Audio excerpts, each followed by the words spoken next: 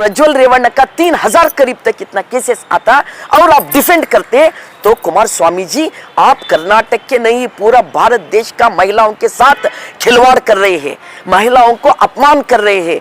और आप ये केस बाहर आते ही आप पूरा अमित शाह को आपने कांटेक्ट करते और अमित शाह जी इस देश का गृह मंत्री कि उन्होंने डिफेंड करते।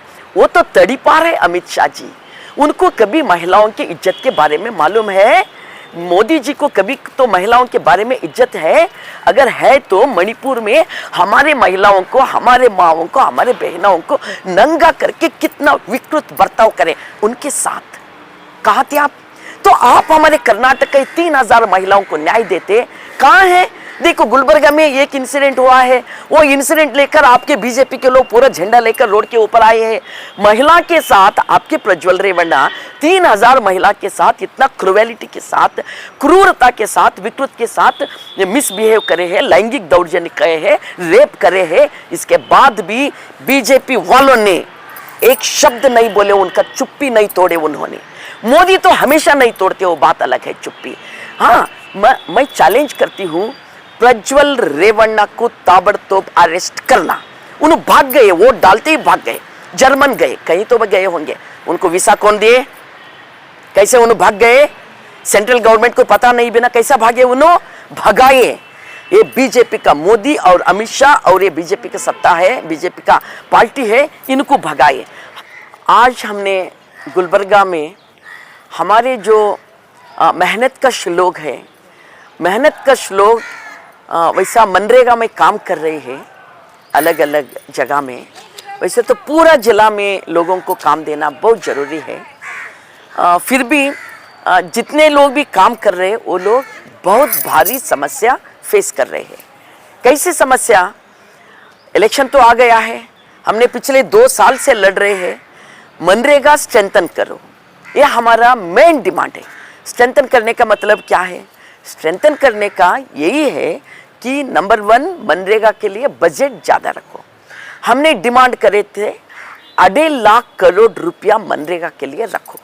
कोविड के बाद लोग निरुद्योग हो गया, बेरोजगार हो गया और देहात में लोग वहीं रुक गए।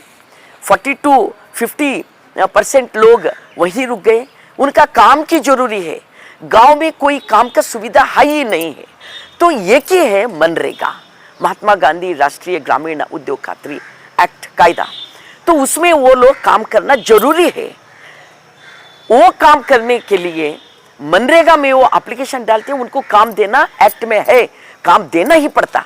मगर सेंट्रल गवर्नमेंट ने क्या किया? सेंट्रल गवर्नमेंट मनरेगा के लिए ज़्यादा पैसा बजट में रखने के बजाय पिछले 4 साल से वो घटते आ गया, कम होते आ गया। इस साल में तो कितना पैसा रखे हैं? 3 साल पहला 1,02 करोड़ रुपया रखे थे, बाद में 93,000 करोड़ रुपया रखे, उसके बाद 89,000 करोड़ रुपया, लास्ट टाइम 73,000 करोड़ रुपया, इस समय 60,000 करोड़ रुपया। आप समझ लो, घटते घटते घटते आ गया।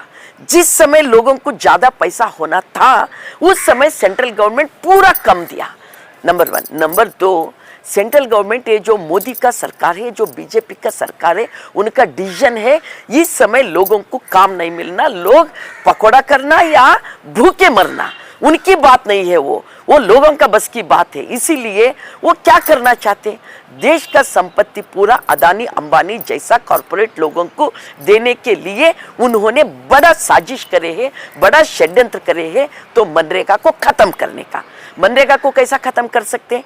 मनरेगा तो एक्ट बन गया, खत्म तो नहीं कर सकते। तो उन्होंने अंदर ही अंदर मनरेगा का गले दबाने का कानून बना दिया। पिछले 2 साल से मोदी सरकार ये कानून बना दिया कि एक्ट तो है, लोग तो काम लेते, काम लेने के बाद लोग भाग जाना, कभी भी वो मनरेगा के पास तरफ नहीं आना, काम देव बोलकर पंचायत तक नहीं आना, लोगों को मनरेगा एक्ट से भगाने का साजिश करे है। उस साजिश के मुताबिक क्या हुआ? NMMS लाए। एनएमएमएस का मतलब क्या है? National mobile monitoring system. तो एनएमएमएस में कि पहला एक बार फोटो लेना, 4 घंटा के बाद फिर नेट खुलता है, 4 घंटा के बाद और एक फोटो लेना। तो कार्मिक लोग, जो मनरेगा में काम करने वाले लोग, 1 घंटा या 1.5 घंटा पहला घर छोड़ना पड़ता और 1-1.5 घंटा के बाद जाना पड़ता। कोई कितना महीने का होगा, बीच में 4 घंटा, और 4 घंटा इधर 2 घंटा उधर 2 घंटा, 8 घंटा हो गया। वेज कितना है? वेज तो 349 है। 349 रुपीज के लिए 8 घंटा की, जहां धूप है, जहां कुछ भी सुविधा नहीं है, जहां पानी नहीं है, कुछ भी नहीं है, वहां हमारे लोग पूरे बैल में, पूरा धूप में उन्होंने ठहरना पड़ता। कि यंग लोग, थोड़ा 50 से ऊपर के लोग, अंदर के लोग है ना, 3 घंटे में उनका काम खत्म हो जाता। मेजरमेंट कितना है उतना, मगर फोटो के लिए उन्हें 1 घंटा 2 घंटा 3 घंटा बैठना पड़ता, धूप में बैठना पड़ता। इसका क्या हुआ? आप देखो, हमारे पास सर्वे है, हम गुलबर्गा जिला के देख रहे हैं, हम गांव गांव जा रहे, थांडा जा रहे। हालांकि गुलबर्गा में उमेश जाधव जी थांडा से आईएसओ एमपी बन गए थे पिछले 5 साल, मगर उन्होंने कभी भी इसके बारे में बात नहीं करे। पिछले साल हम एमपी के घर के सामने स्ट्राइक करे कि एनएमएमएस बंद करो, ई-केवाईसी बंद करो, बैंक में ई-केवाईसी कर लेना, अगर नहीं करे तो उनको पेमेंट नहीं होता, और हर साल आधार कार्ड रिन्यू करना पड़ता। और ग्राम पंचायत में एक पाबंदी डाले है एबीपीएस कि सिर्फ 20 ही कामगारी लेना, उसके ज्यादा नहीं लेना। ये 4 जो बड़ा अपायकारी कायदा बना लिया है, अपायकारी कानून उसके अंदर लाए हैं, इसका शिकार बन गया हमारे मनरेगा वर्कर, शिकार बन गया। कि देखो, गुलबर्गा जिला में 3 लोग इस धूप में काम करते करते करते मर गए, हार्ट अटैक हो गया। वो सुंटनूर में नहीं, वनगुंटा, वनिकिरणगी में हुआ, नहीं, नॉट वनिकिरणगी, इधर वीके सलगर में हुआ, हाँ, रुद्रवाड़ी में हुआ, और एंथा वनगुंटी हमारे शाबा तालुका के हुआ। कि हर जगह 3 जगह में ये मनरेगा वर्कर्स हार्ट अटैक होके मर गए। दूसरा बात है, यहाँ मुगली में 4 महिला मुझे फ़ोन करे, उनका फ़ोटो मेरे मोबाइल में है, भेजे। उन्होंने 2 दिन काम करके तीसरा दिन उन्होंने हॉस्पिटल एडमिट होके सलाइन लगा लिया है। क्यों? इतना धूप में काम नहीं कर सकते। तो ठीक है, अर्ली मॉर्निंग शुरू करो, बोल सकते आप, मगर इसमें 60 to 70, 80% महिला काम करते। सुबह 6 बजे अगर घर निकले तो 7 बजे फील्ड में रहते। 6 बजे अगर आना है तो काम के बाद उनको खाना पड़ता, क्या पकाना, क्या टाइम, क्या 3 बजे उठना? अर्ली मॉर्निंग नहीं हो सकता। रात में जो बचे सो रोटी रहता वो लेके आते, 1 घंटा 1.5 घंटा चल के उधर आते, और उधर 4 घंटा काम, फोटो को ठहरते, बाद में 4 घंटा काम करते और फिर फोटो को ठहरते। इस बीच में ना पानी ना खाना, भूखे मर रहे लोग। इसलिए जिस गांव में भी हम जाओ, हमें कहते ये एनएमएमएस पहला बंद करो। कौन करे है ये? हम पिछले साल एमपी को बोले थे, इधर उमेश जाधव जी को, डॉक्टर उमेश जाधव जी, आप तो हेल्थ के डॉक्टर है, कि आप ये बंद करो, हमारे लोग मर जाते हैं। मगर उमेश जाधव हमें बोले उस समय, उन्होंने अश्योरेंस दिए, नहीं हम ये बंद करते, पूरा करे नहीं उन्होंने। 1 साल के बाद फिर उनके ऑफिस के सामने हम स्ट्राइक करे, उस समय भी वो नहीं करे। तो मेरा पूछना यही है कि बीजेपी का ये सत्ता और मोदी जी और बीजेपी का जो एमपी है उमेश जाधव जी, और कर्नाटक से इतना एमपी चुन के गए हैं कि आधा कर्नाटक में 44, 45, 46 डिग्री सेल्सियस धूप है। कुछ समझ में नहीं आता। आप लोगों का जान लेने के लिए, हालांकि एक्ट इतना अच्छा है, ज्यादा पैसा दिए तो लोगों को काम तो मिलता, मगर आप ज्यादा पैसा नहीं दे रहे हैं, पैसा कट करे हैं, और उसके साथ आप लोगों को मरने का कानून बना के दिए हैं। इसलिए हमारे लोग मर रहे हैं।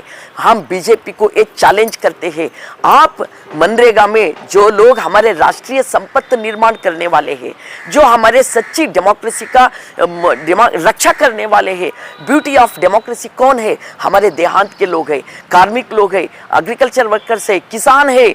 इस सब लोगों के लिए उनको एक एम्प्लॉयमेंट देने के लिए एक कानून है मनरेगा, मगर उनके हाथ से ये मनरेगा खींच ले रहे हैं, लोगों को लोग कभी भी इस काम के लिए नहीं आना बोलकर भगा रहे हैं। और इसके साथ साथ आप इस इलेक्शन में लड़ रहे उमेश यादव जी, इस इलेक्शन में लड़ रहे मोदी जी, आपका बीजेपी पार्टी लड़ रही है। जहां भी एक छोटा इश्यू मिला तो आप जात के ऊपर जात को क्या है करके उनके बीच में झगड़ा डालकर आप चुन के जाने का साजिश बनाए हैं। गुलबर्गा में भी, हर जगह में भी आप लोग हमेशा शांति अमन चैन के लिए काम करना, मगर इलेक्शन के समय में आप दलित वर्सेस अपर कास्ट वर्सेस दलित, ऐसा आप झगड़ा लगाने में बिजी हो गए। हम जो लोग उगाकर आपको खाना दे रहे हैं वो लोग इधर मर रहे हैं, उन लोगों के बारे में आप बात नहीं कर रहे हैं, उनको आप पेमेंट नहीं कर रहे हैं, उनका लिए कुछ सुविधा नहीं कर रहे, उनके लिए बजट नहीं रखे। उमेश यादव जी, 3 लोग गुलबर्गा में मरे हैं,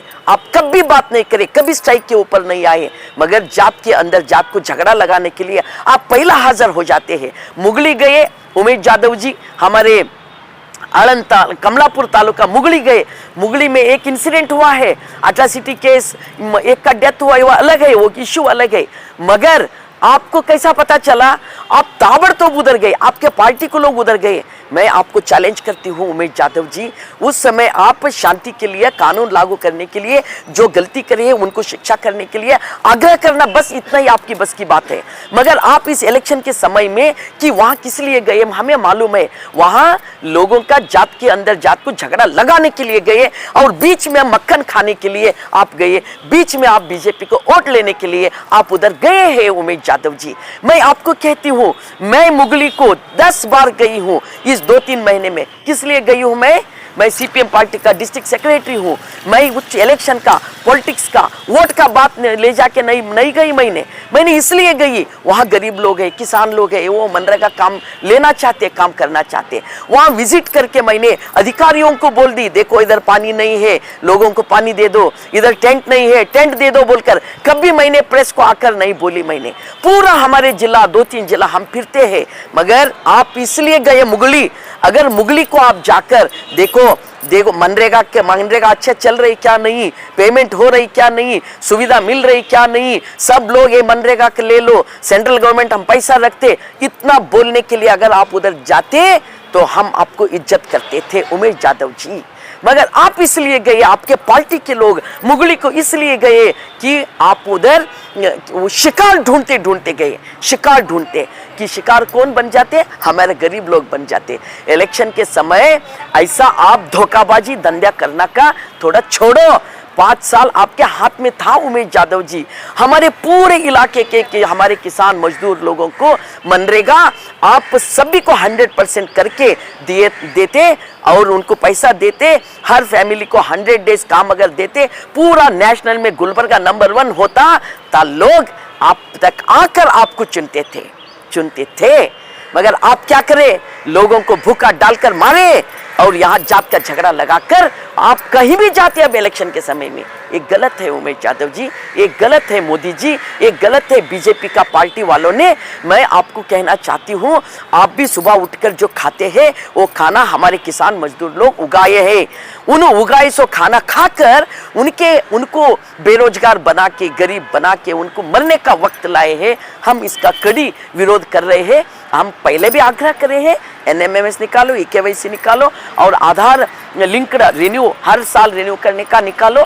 ABPS का जो कंडीशन है सिर्फ 20 कामगारी लेना, वो निकालो। हमारे लोग मेजरमेंट के हिसाब से काम करते, मेजरमेंट ले लो, उनको पेमेंट करो, उनका सब सुविधा करो, 700 रुपया उनको वेज करो, ज़्यादा करो और 200 दिन उनको काम दे दो।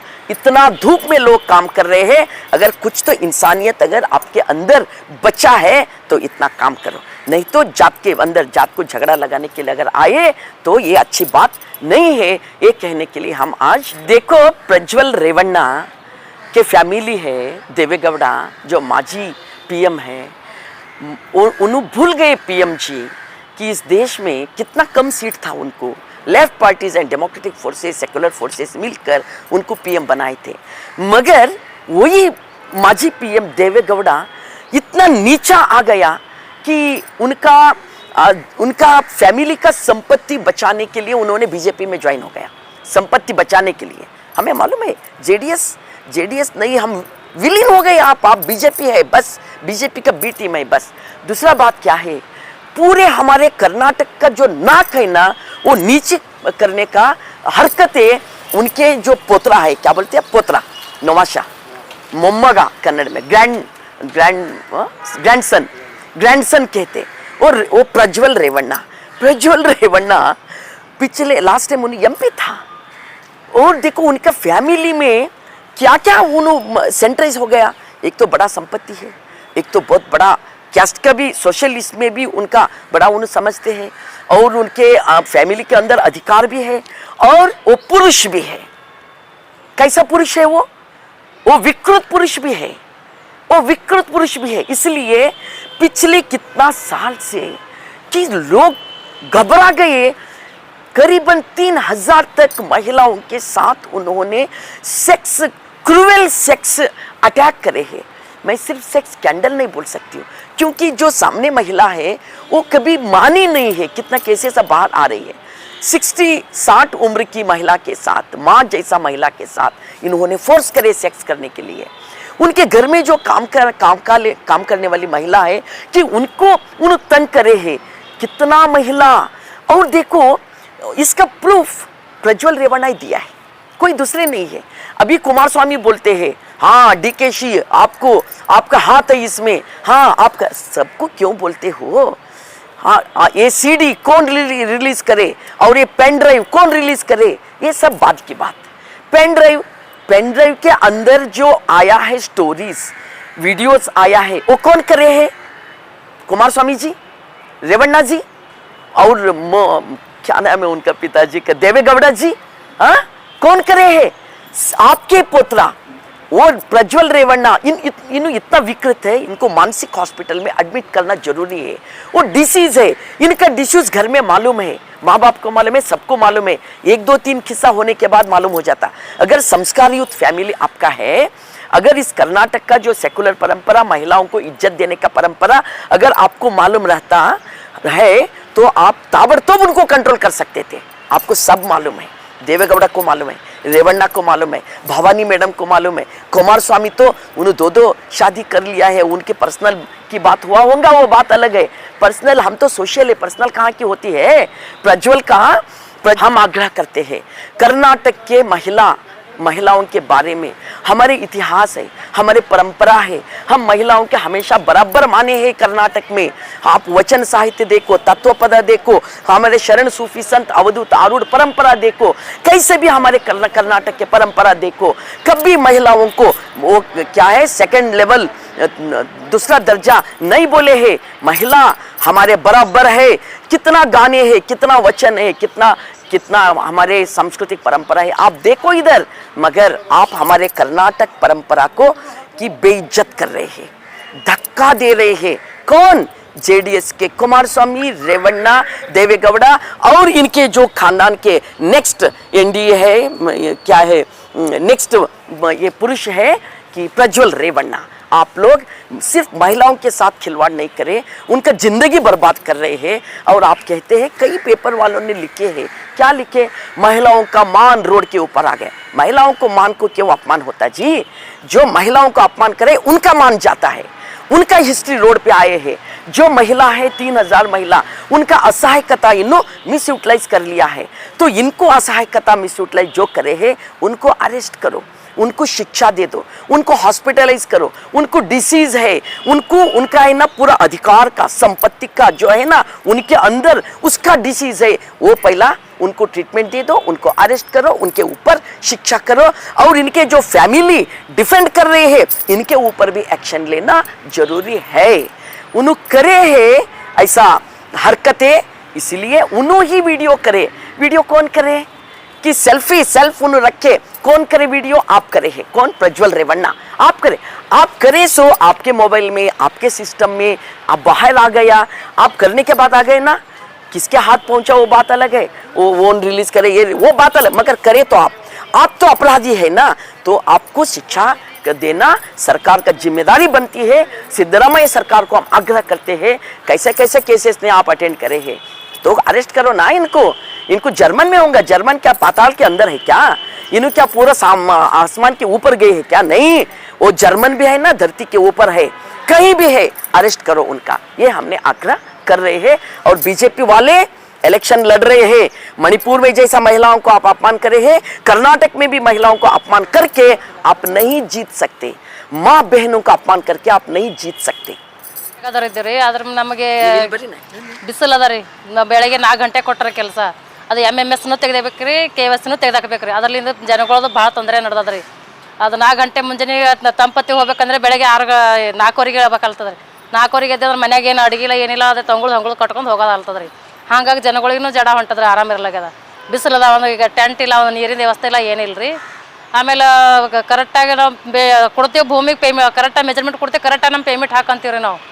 ಅದಕ್ಕೆ ಅವರು ಅಂತ ಇದು ಮಾಡ್ತಾರೆ. ಡಿಮ್ಯಾಂಡ್ ನಮಗೆ 700 ಡಿಮ್ಯಾಂಡ್ ಇಡಬೇಕು ರೀ.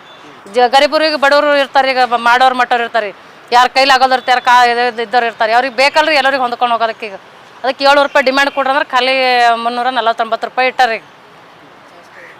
ಎಲ್ಲರಿಗೂ ಗೊತ್ತಿರುವ ರೀತಿಯೊಳಗೆ ಉದ್ಯೋಗ ಖಾತ್ರಿ ಯೋಜನೆ ಬಂದು ಒಂದು ಸುಮಾರು 19 ವರ್ಷಗಳಾಯಿತು.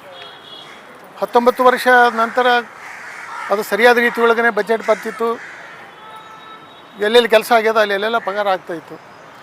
ಆದರೆ ಈಗ ಏನು ಬಜೆಟ್ನೊಳಗೆ ಈ ಕಡೆ ಒಂದು 4 ವರ್ಷದಿಂದ ಹಿಡಿದು ಬಜೆಟ್ನಲ್ಲಿ ಕಡಿಮೆ ಕೊಡ್ತಾ ಇದ್ದಾರೆ. ಹಿಂಗೆ ಕಡಿಮೆ ಕೊಡ್ತಾ ಎಲ್ಲಿಗೆ ಬಂದಿದ್ದಾರೆ ಅಂತಂದ್ರೆ 1,11,000 ಕೋಟಿ ರೂಪಾಯಿಯಷ್ಟು 2020-21ರಲ್ಲಿ ಏನು ಬಿಡುಗಡೆ ಮಾಡಿದೆ ಇದೇ ಸರ್ಕಾರ, ಈಗ 2024-25ರ ಈ ಬಜೆಟ್ನೊಳಗೆ ಇಟ್ಟದ್ದು ಎಷ್ಟು ಅಂದರೆ ಕೇವಲ 60,000 ರೂಪಾಯಿಗಳಷ್ಟು ಮಾತ್ರ ಇಡೀ ದೇಶಕ್ಕೆ ಅದು ಖರ್ಚಾಗುವಷ್ಟು ರೀತಿ ಅಂತ ಹೇಳಿ ಕೊಟ್ಟಿದ್ದಾರೆ. ಹಾಗೆ ನೋಡಿದರೆ ಈಗ ಇಲ್ಲಿ ಕರ್ನಾಟಕಕ್ಕೆ ಭಾಳ ಕಡಿಮೆ ಬಜೆಟ್ ಬರ್ತದೆ. ಮತ್ತು ಮೊದಲೆಲ್ಲ ಏನಿತ್ತು ಅಂತಂದರೆ ಇಲ್ಲಿ ರಾಜ್ಯ ಸರ್ಕಾರದವರು ನಮಗೆಲ್ಲ ಹಣ ಕೊಡ್ತಿದ್ರು, ಉದ್ಯೋಗ ಖಾತ್ರಿಗೆ ಅವರು ಪಗಾರ ಮಾಡ್ತಿದ್ರು, ಅದು ಪಗಾರ ಮಾಡಿದ್ದು ಅಲ್ಲಿಂದ ಕೇಂದ್ರ ಸರ್ಕಾರದವ್ರು ಹಾಕ್ತಾಯಿದ್ರು. ಆದರೆ ಈಗೇನಾಗಿದೆ ಅಂತಂದ್ರೆ ಕೇಂದ್ರದ ಸರ್ಕಾರದಿಂದಲೇ ಪಗಾರ ಇವರಿಗೆ ಬಿಡುಗಡೆ ಆಗ್ತಾಯಿದೆ, ಪ್ರತಿಯೊಬ್ಬರಿಗೂ ಕೂಲಿಯವರಿಗೂ. ಹೀಗಾಗಿ ರಾಜ್ಯ ಸರ್ಕಾರದ ಜವಾಬ್ದಾರಿ ಏನೂ ಇಲ್ದಂಗಾಗಿದೆ, ಅವರು ಮೈಗೆ ಹಚ್ಕೊಳ್ತಾ ಇಲ್ಲ.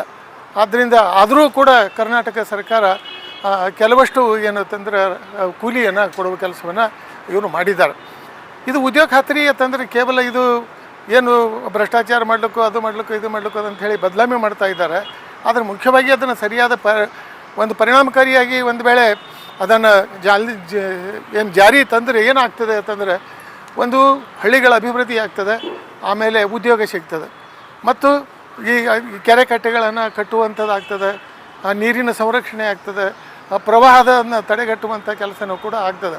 ಆದರೆ ಅದನ್ನು ಸರಿಯಾದ ರೀತಿಯೊಳಗೆ ಅದನ್ನು ಬಳಕೆ ಆಗ್ತಾ ಇಲ್ಲ. ಅದರ ಸರ್ಕಾರ ಏನು ದಿನಕ್ಕೆ ಅದು ಬಜೆಟ್ ಕಡಿಮೆ ಮಾಡೋದ್ರ ಮೂಲಕ ಕೆಲಸಗಳೆಲ್ಲ ಕಡಿಮೆ ಆಗ್ತಾ ಇದ್ದಾವೆ. ಹೀಗಾಗಿ ಏನು ಅಂತಂದರೆ ಈ ಉದ್ಯೋಗ ಖಾತ್ರಿ ಅಷ್ಟು ಪರಿಣಾಮಕಾರಿಯಾಗಿ ಆಗ್ತಾ ಇಲ್ಲ. ನಾವು ಇದಕ್ಕೆ ಮುಖ್ಯವಾದಂಥ ಕಾರಣ ಏನು ಅಂತಂದರೆ ಈ ಹಳ್ಳಿಗಳ ಅಭಿವೃದ್ಧಿಗೆ ಏನು BJP ಸರ್ಕಾರ ಇದೆ, ಹಳ್ಳಿಗಳ ಅಭಿವೃದ್ಧಿಯನ್ನು ಅದು ಮಾಡ್ತಾ ಇಲ್ಲ. ಮತ್ತು ಅದು ಮುಖ್ಯವಾಗಿರೋದು ಬಡವರ ಪರವಾಗಿಯೂ ಕೂಡ ಅರುವ ಸರ್ಕಾರನೂ ಅಲ್ಲ.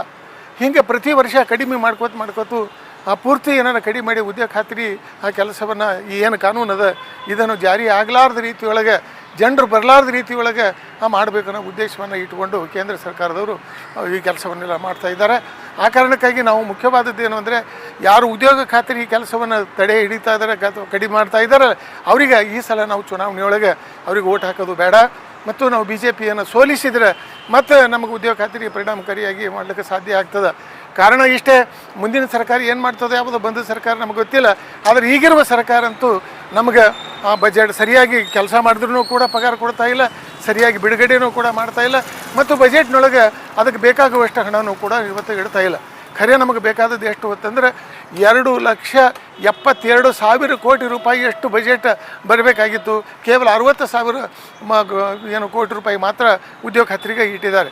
ಹೀಗಾಗಿ ಎಷ್ಟು ಅಂತಂದರೆ 2-3 ಪಟ್ಟು 35% ಮಾತ್ರ ನಮಗೆ ಬೇಕಾಗದ್ರಲ್ಲಿ 35% ಮಾತ್ರ ಹಣ ಬಿಡುಗಡೆ ಮಾಡೋದ್ರ ಮೂಲಕ ಈ ಉದ್ಯೋಗ ಖಾತ್ರಿ ಕಾನೂನನ್ನು ಜಾರಿ ಆದರೂ ಕೂಡ ಅದು ಪರಿಣಾಮಕಾರಿ ಆಗದ ರೀತಿಯೊಳಗೆ ಮಾಡಿ ಅದನ್ನು ಬಂದ್ ಮಾಡುವಂಥ ಉದ್ದೇಶ ಇಟ್ಟುಕೊಂಡಂಥ ಈ BJP ಸರ್ಕಾರಕ್ಕೆ ನಾವು ಈ ಸಲ ನಾವು ಉದ್ಯೋಗ ಖಾತ್ರಿಯನ್ನು ಮಾಡ್ತಕ್ಕಂಥ ಜನರೆಲ್ಲರೂ ನಾವು BJPಯನ್ನು ಸೋಲಿಸಬೇಕು, ಅದರ ವಿರುದ್ಧವನ್ನು ನಾವು ಮತ ಹಾಕಬೇಕು ಅಂಥೇಳಿ ನಾವು ಉದ್ಯೋಗ ಖಾತ್ರಿ ಏನು ಕೆಲಸಗಾರರಾದ್ರೆ ಅವರೆಲ್ಲರಲ್ಲಿ ಮನವಿ ಮಾಡಿಕೊಂಡು ನಾನು ಮಾತನ್ನು ಮುಗಿಸ್ತೀನಿ.